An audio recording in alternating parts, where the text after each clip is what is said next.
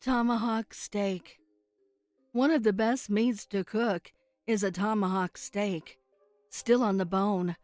The bone serving as a handle for the meat, and then you can just scrape the meat off. This was what Jean was cooking in lieu of company arriving. She purchased the slab frozen initially. It was like 3 kilograms stiff, hard and heavy. She had to defrost it for about 6 hours and then place it on the grill. Let the juices cook and keep turning it so the meat could get tender. Delicious. There was a knock at the door. It was Detective Reardon. He had his plain clothes on. He stood smoking a cigarette at her front door. Awful manners. "Mrs. Parker," Detective Reardon said. Please come in," Jean said. Mr. Reardon was ushered to the dining table, a glass of water already prepared, along with the cutlery laid out. "I can't stay long," Reardon said. "Oh, nonsense," Jean said. She put a plate down in front of him. Reardon was surprised. He never usually ate at these kinds of talks. It was unprofessional to eat. But once it was placed down in front of him, he couldn't bloody well resist. A tomahawk steak. A huge one. The juice and fat glistening. It looked delicious. "Well, I can't very well say no, now can I?" Reardon said. With knife and fork in his hands, he dug in. The meat peeled off the bone with delicious ease. One bite sent him into a frenzy. It was fantastic. "This is marvelous, by the way.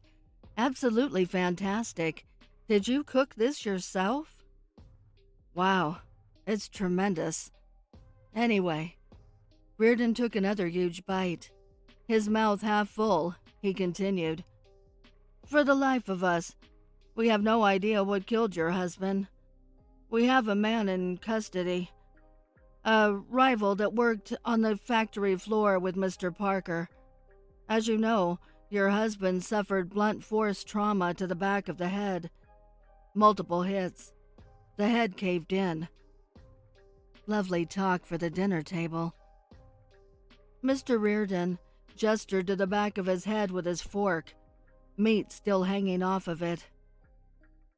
"Dreadful," Jean said. She bowed her head and a tear trickled down her cheek. "But we cannot determine what killed him. We're scratching our heads. We just can't fathom what it was that killed him. Do you mind if I smoke?" Reardon said. He put the knife and fork down and slapped his belly. "Smoke away, Detective." Jean wasn't surprised they couldn't find the murder weapon, nor was she surprised that they had arrested Tom for the murder. She had it all planned out perfectly. It took 4 hits on the back of the head to kill her pathetic husband, and nobody suspected the weak, frail wife. "Did you like the steak?" Jean asked. "Loved it," Reardon said. "And nobody will ever find the weapon that caused her husband's graphic end, because the lead detective had just eaten it." Timothy's mind. Timothy and Augusta were married for over 22 years. Happily, until Timothy became ill. He developed a stomach condition that caused him great pain and resulted in huge discharges of gas. Unfortunately for Augusta, they were ferociously smelly and excruciatingly loud. His torment to Augusta went on for agonizing months. She could not sleep, as was like being locked in a noisy, nauseating gas chamber of torture. Augusta would flee from the bedroom to the living room couch to escape the anal tormentor. Timothy would release his foul cloud at breakfast, lunch, and dinner. Augusta was losing weight, and the gin in the cabinet need replenishing more often. On a cold night, on a Thursday in bed, as was too cold to escape to the living room, Augusta snapped. The farting was especially vicious, and her nerves were at breaking point. She took hold of the heavy brass bedside lamp, held it above her head, and brought it down on Timothy's head. She heard Timothy groan. She lifted and hit his head again. This time, she felt it was like crushing an eggshell. Timothy stopped moving and making any sounds. Breathlessly, she looked at the quiet scene. The bedside lamp was covered in her dead husband's blood, as was her hands. She looked at her once gold wedding ring, now crimson. Her nightdress was drenched in the still warm liquid. The pillow and bed covers were soaked too. Augusta pulled back the covers and started screaming in tears. Her bloody hands covered her face, creating a macabre mascara. In poor Timothy's hand was a fart joke machine. Unknown to Augusta, Timothy had just been cured and was going to tell her over a champagne breakfast. Timothy always had a sense of humor, Augusta recalled, through her sobbing, screaming, tears. It wasn't me.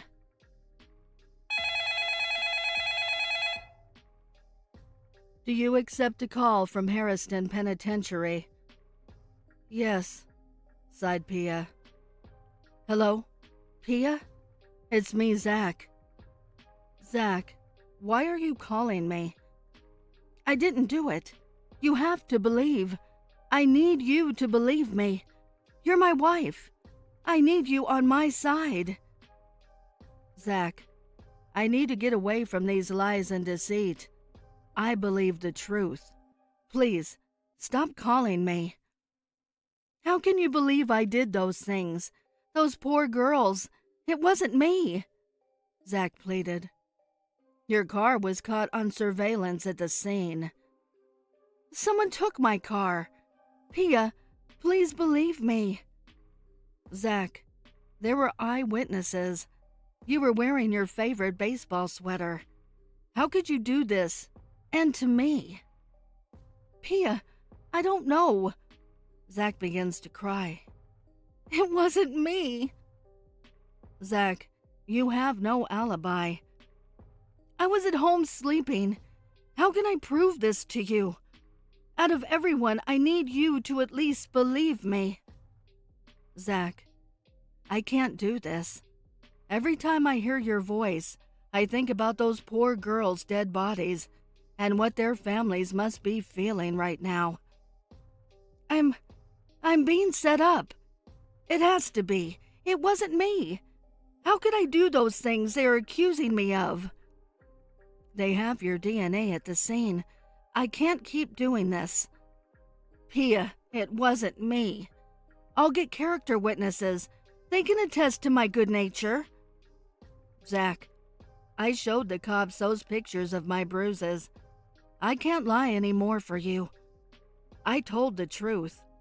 They know what kind of monster you are. Pia, that was one time.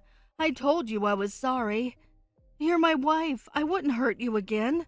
You know that. Soon, it will be ex-wife. Zach, please don't call me anymore. Pia hung up the phone. Her husband was accused of very disturbing things, but Pia knew the truth, so she was fine with her husband rotting in jail. Soon, with the divorce, she could pay in full to the con artist she had hired that highly resembled Zach. They say money can't buy happiness, but it does buy freedom. I would like to give a heartfelt thank you to the special friends of the channel for your overwhelming generosity. If you would like to support the channel, the link is below in the description. Also, please send me your stories and poems to duchessofdarkness27@gmail.com. You can also find me on Instagram at duchess.ofdarkness and Twitter at duchessofdark and 2.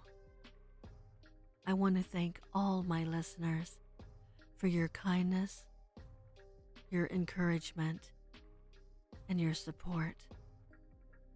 It means the world to me. Thank you for joining me. Until next time.